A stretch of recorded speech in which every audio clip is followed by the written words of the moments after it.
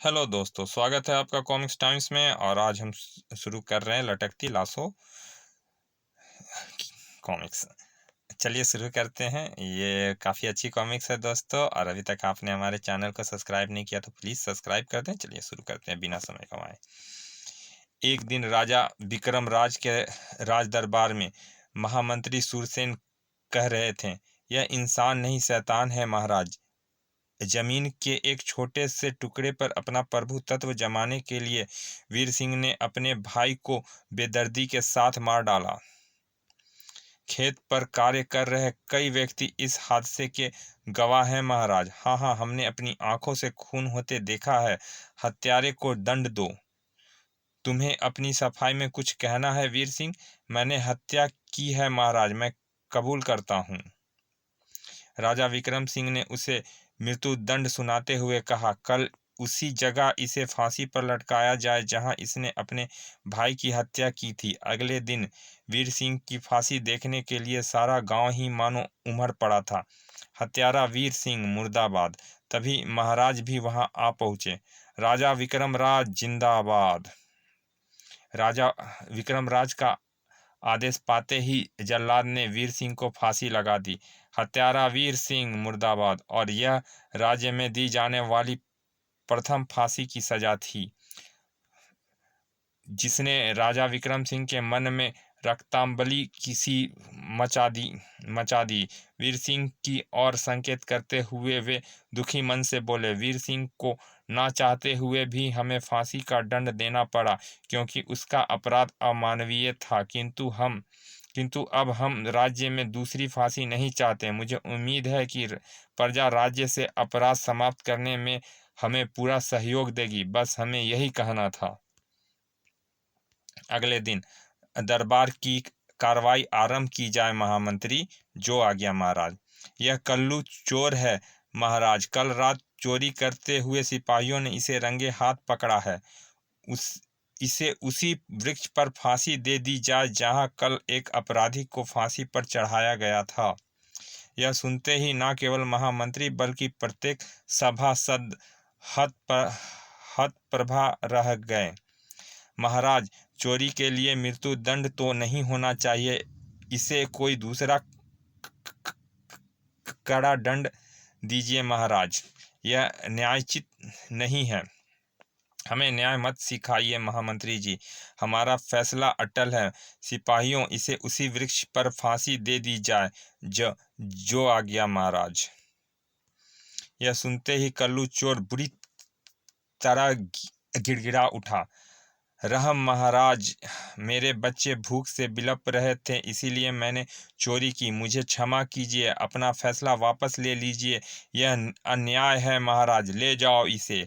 राजा का हृदय ना पसीजा और कल्लू चोर को सरेआम फांसी दे दी गई। आश्चर्य है, कल तक तो महाराज फांसी के विरुद्ध थे और आज यह तो इस बेचारे पर जुल्म हुआ। मैं इसे जानता हूँ, यह पेशेवर चोर नहीं है। इसके बीबी बच्चे सचमुच भूख से बिलप रहे थे। वे बेचारे तो यह भी नहीं जानते कि उनकी दुनिया अंधेर हो चुकी है। चोरी की सजा मृत्युदंड नहीं होनी चाहिए थी। वीर सिंह की लाश भी महाराज के आदेश अनुसार वृक्ष से उतारी नहीं गई थी। उस दिन के बाद से राजा विक्रम का यही कर्म बन गया। महाराज, इसने इस वर्ष का लगान अदा नहीं किया। गुस्ताखी माफ करें महाराज, मैं अगली बार सारा लगान इसे उसी वृक्ष पर फांसी दे दो। किसान को भी फांसी पर लटका दिया गया। छोटी सी गलती की सजा भी राजा विक्रम सिंह के दरबार में फांसी की सजा बन गई। इसे फांसी दे दो। रानी रूपमती भी राजा विक्रम के न्याय को देखकर हैरान थी। उफ महाराज, इतने कठोर हृदय हो जाएंगे, यह मैंने कभी ना सोचा था। उसी रात महल के पिछवाड़े से एक काली साया निकली। वह काली साया गांव के उस वृक्ष के निकट पहुंची जहां कई लाशें लटक रही थी। अचानक उस साया ने कोई मंत्र का जाप किया। देखते ही देखते वहां कई परछाइयां सी दिखाई दी।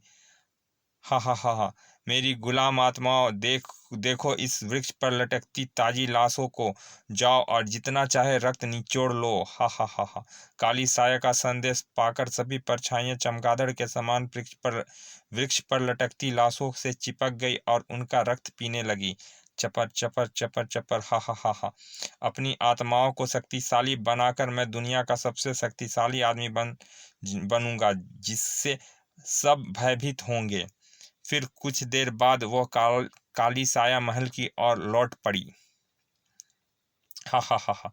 उधर राजा विक्रम सिंह की न्याय प्रक्रिया देख प्रजा में असंतोष फैल रहा था। समझ में नहीं आता कि एक ही रात में महाराज का हृदय इतना कठोर कैसे हो गया। यह तो हम सब के साथ नाइंसाफी है। भाई, यह हमारे महाराज का एकाएक क्या हो गया है? हमें महाराज के पास चलकर उन्हें उनके कर्तव्य बोध का एहसास कराना होगा। हाँ हाँ। नगरवासी एकत्रित होकर महल के द्वार पर पहुंचे। हमें न्याय दो, जुल्म करो, जुल्म बंद करो, मनमानी नहीं चलेगी। यह शोर कैसा महामंत्री? आपकी दंड प्रक्रिया पर प्रजा असंतोष प्रकट कर रही है महाराज। ओह, राजा की दंड प्रक्रिया पर आवाज उठाना भी अपराध है। इन सब को फांसी लगा दो, जाओ, यह हमारा हुक्म है। लेकिन महाराज, हमारे आदेश की अवहेलना मत करो महामंत्री। राजा की क्रोधित आंखें देख महामंत्री चुपचाप वहां से चले गए। यह उचित नहीं है महाराज, प्रजा बगावत कर देगी, हमें परवाह नहीं। और फिर राजा के आदेश पर नारे लगा रहे भीड़ पर सेनापति दुर्जन सिंह के नेतृत्व में सिपाहियों ने हमला कर दिया। सबको गिरफ्तार कर लो। सड़ाक सड़ाक, ओह ओह, हाय मरा, उफ। इनमें से एक भी बचकर ना जाने पाए। गिरफ्तार कर लो सबको और ले चलो फांसी स्थल पर। मृत्यु के नाम से ही गांव वासियों में भय की लहर दौड़ गई। भागो, यह राजा पागल हो गया है, सबको मरवा देगा। आ आ कुछ उस भगदड़ का लाभ उठाकर भागने में सफल हो गए। बहुत से गांववासी बंदी बना लिए गए।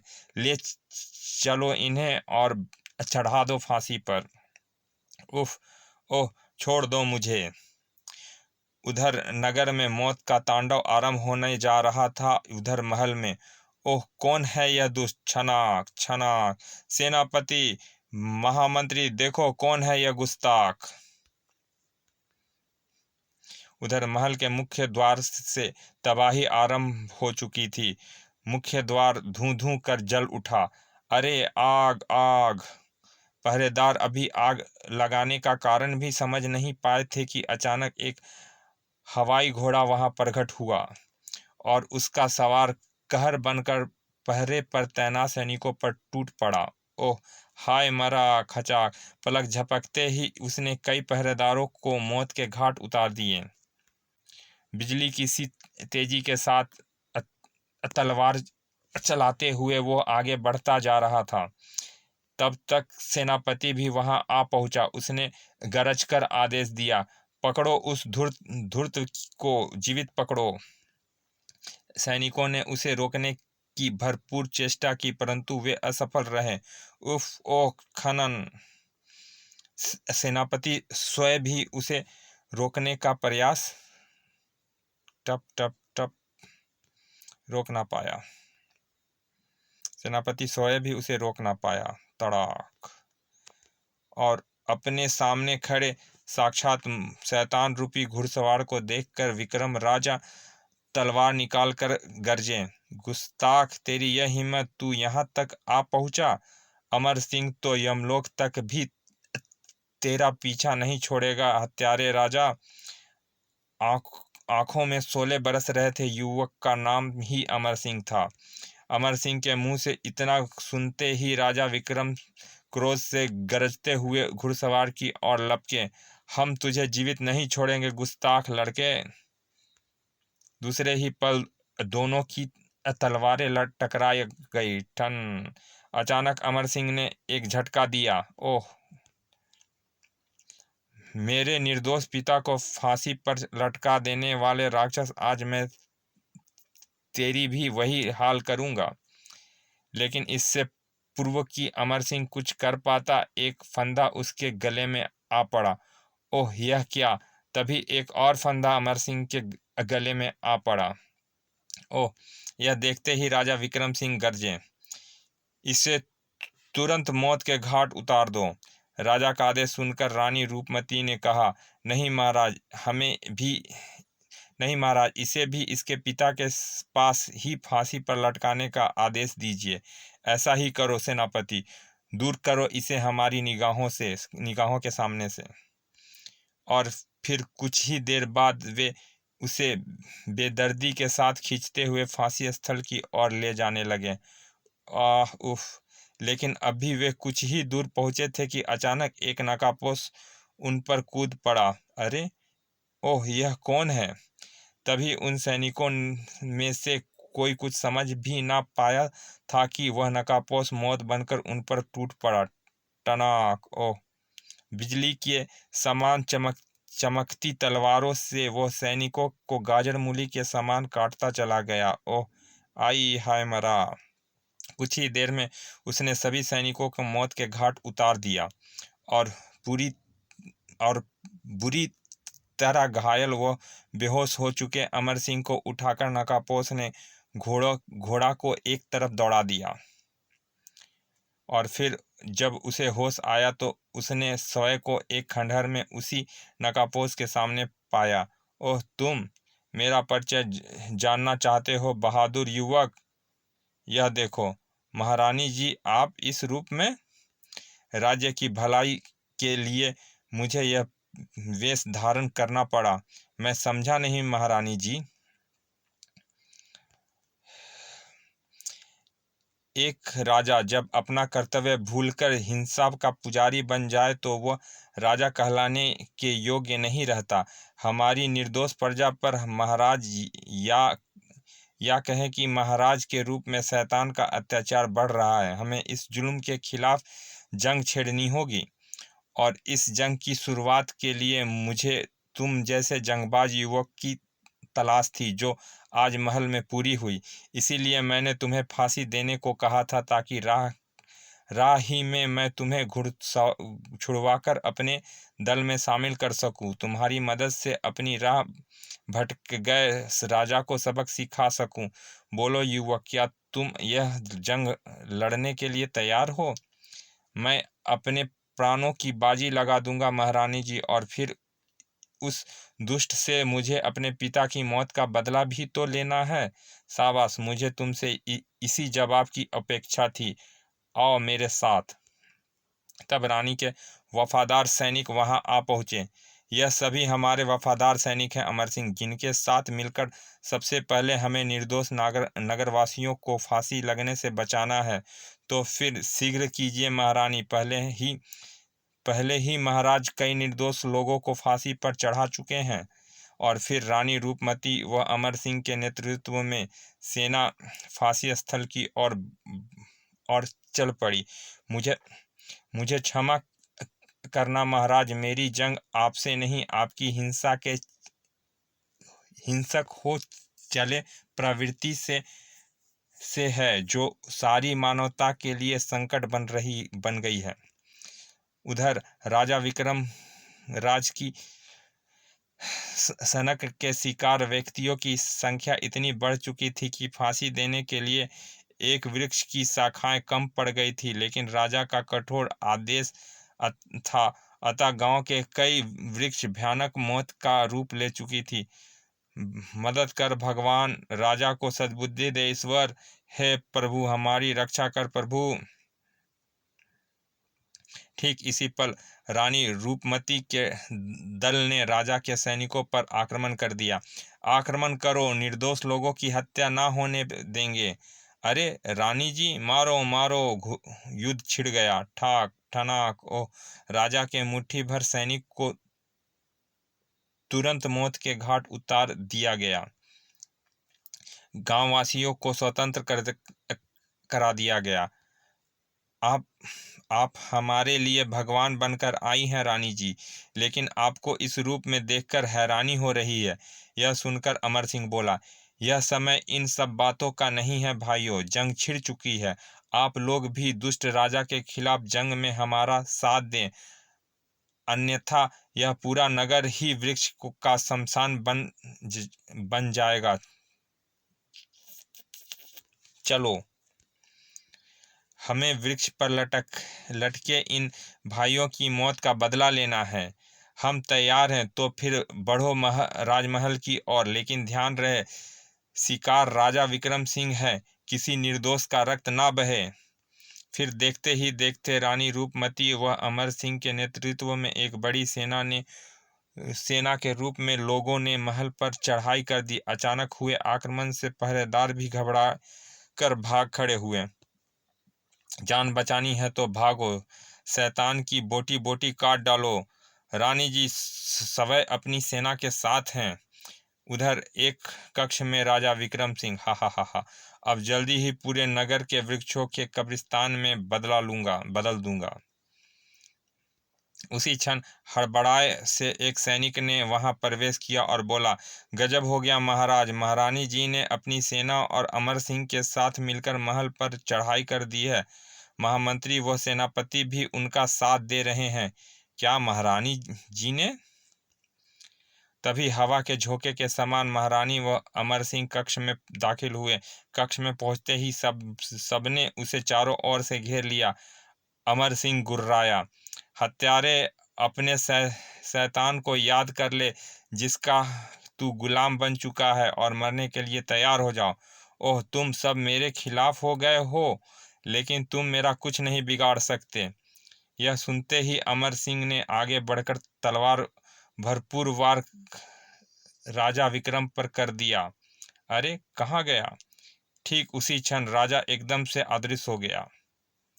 तभी एक अट्टहासा गूंज उठा, हा हा हा हा, मूर्ख लड़के, मुझे मारना उतना आसान नहीं जितना तूने समझा है, हा हा हा, बल्कि अब देख कि मैं कैसे तड़पा तड़पा कर तुम सबको समाप्त करता हूँ, हा हा हा हा।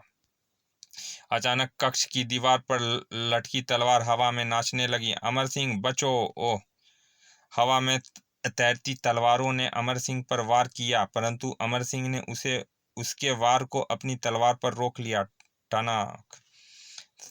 तलवार पुनः उस पर झपटी। हा हा हा हा, ओह! यह तो कोई बहुत बड़ा जादूगर ही लगता है।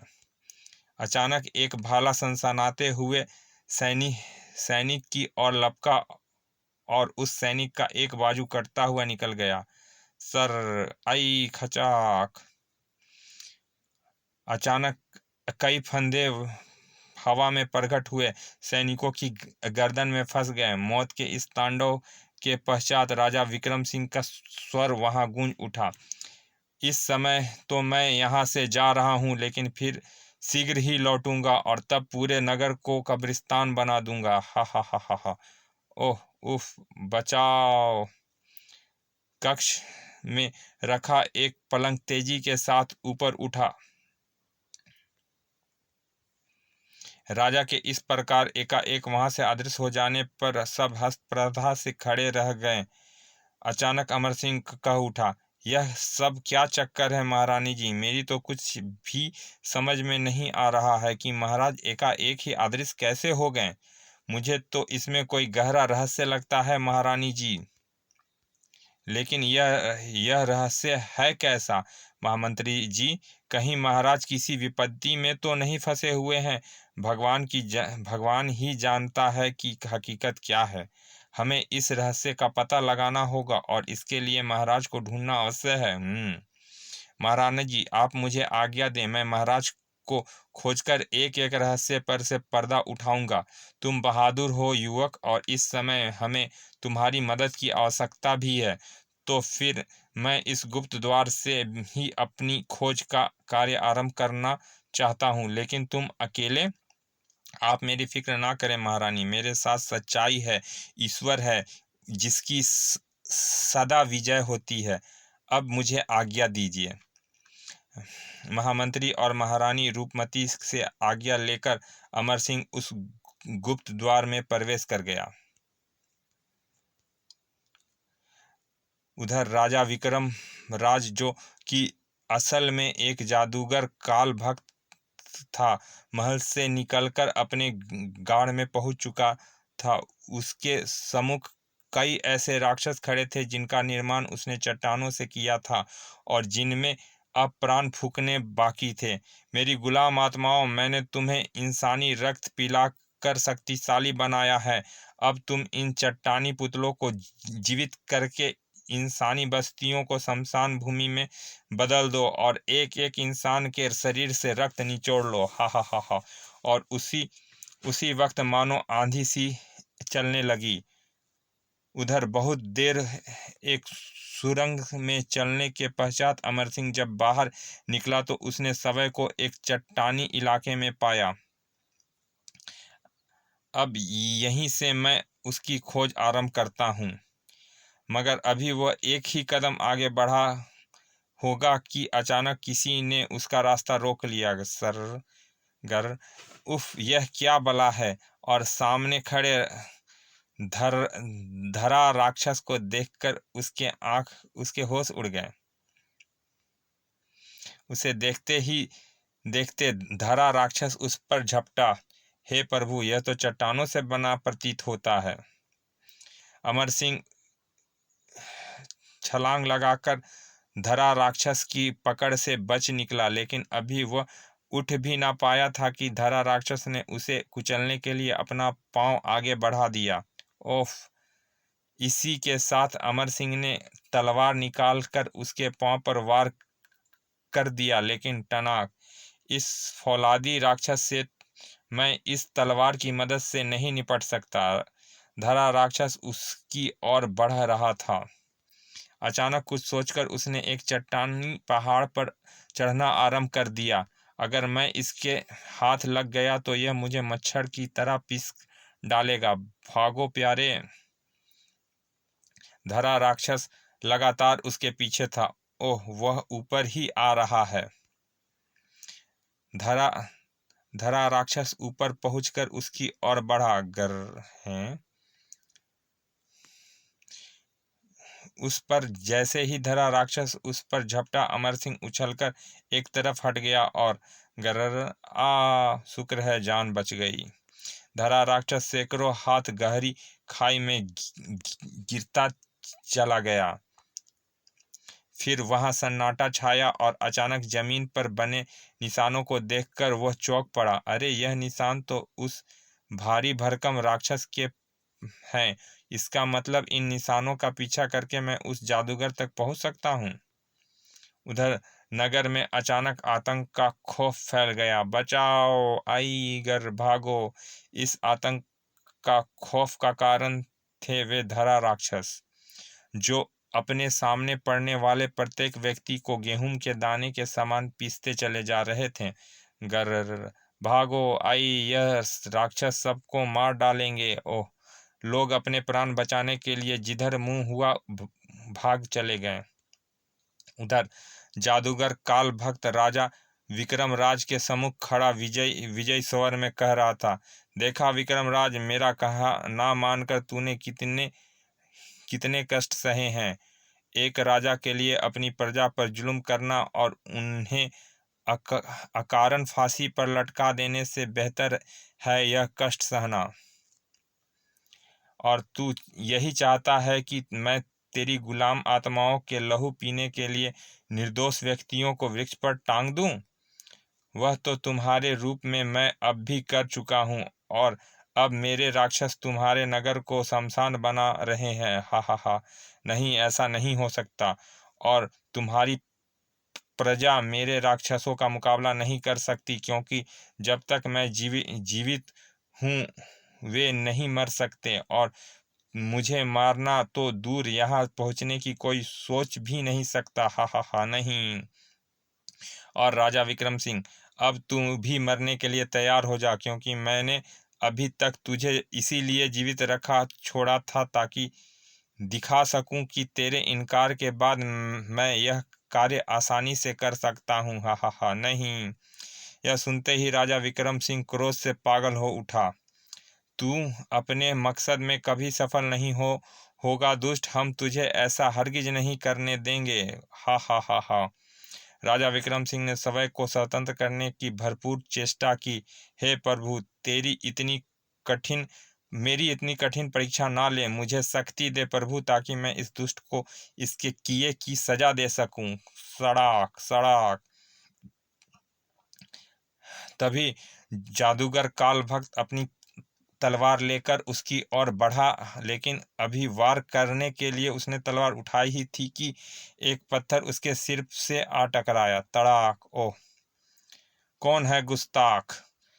उसी पल राजा विक्रम सिंह भी अपनी संपूर्ण शक्ति जुटाकर सवै को स्वतंत्र कराने में सफल हुआ। कड़ाक। ओह। जादूगर काल भक्त के पुकारने पर अमर सिंह सामने आ खड़ा हुआ। यह मैं हूँ दुष्ट शैतान, महाराज के रूप में तूने बहुत जुल्म कर लिया, अब मरने के लिए तैयार हो जाओ। हा हा हा हा। चलो अच्छा हुआ, अब तुम भी अपने महाराज के साथ ही मरोगे हैं। कहने के साथ ही जादूगर ने अपनी तलवार पर छलांग लगा दी, किंतु अभी वह उसे उठा भी ना पाया था कि अमर सिंह द्वारा फेंके गए पत्थर और राजा विक्रम द्वारा घुमाई गई जंजीर के वार शैतान के सिर एवं पांव पर हुए। तड़ाक। ओह। और अचानक जादूगर काल भक्त अदृश्य हो गया। हा हा हा हा।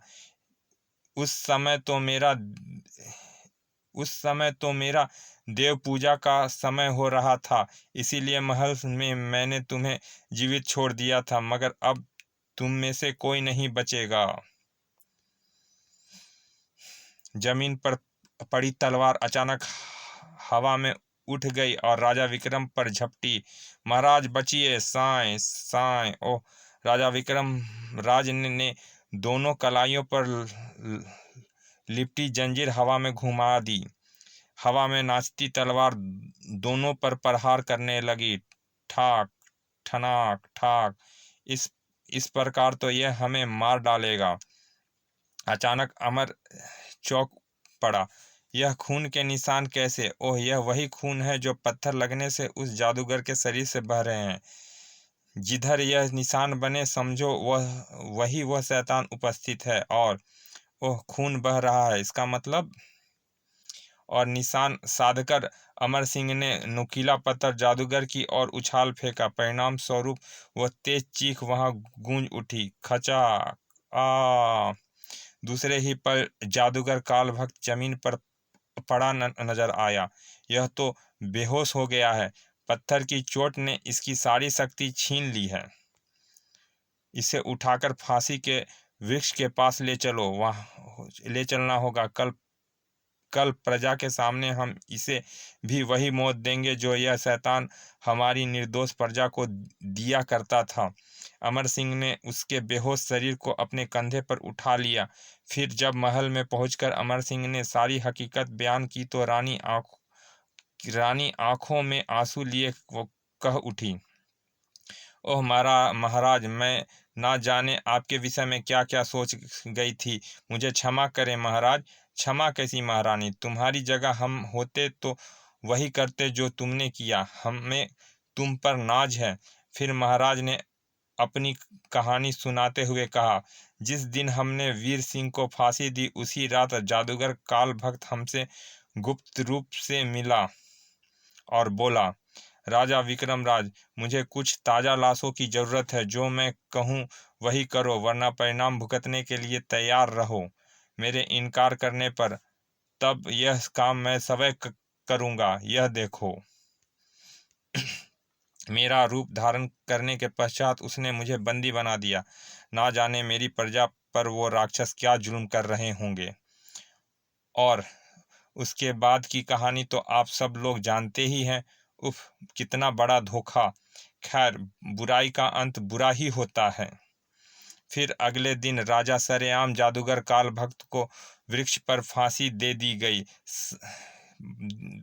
गई। साथ ही राजा विक्रम राज बोले, भाइयों, यह हमारे राज्य में दी जाने वाली अंतिम फांसी है। आज के बाद राज्य में कोई फांसी नहीं होगी। राजा विक्रम राज जिंदाबाद। आज मेरे पिता की आत्मा को शांति मिली होगी। इसके बाद वृक्षों पर लटकी लाशों का अंतिम संस्कार स्वयं महाराज की देखरेख में हुआ और फिर राज्य में कभी कोई फांसी ना दी गई। चलिए दोस्तों, ये कॉमिक्स समाप्त होती है, यहाँ समाप्त करते हैं। हमारे चैनल को सब्सक्राइब करें ताकि नए नए कॉमिक्स, अच्छी अच्छी कॉमिक्स का अपडेट आप तक तुरंत पहुंचते रहे। चलिए अंत करते हैं इस कहानी को। मिलते हैं फिर किसी अच्छे से कहानी के में। तब तक के लिए धन्यवाद। विदा।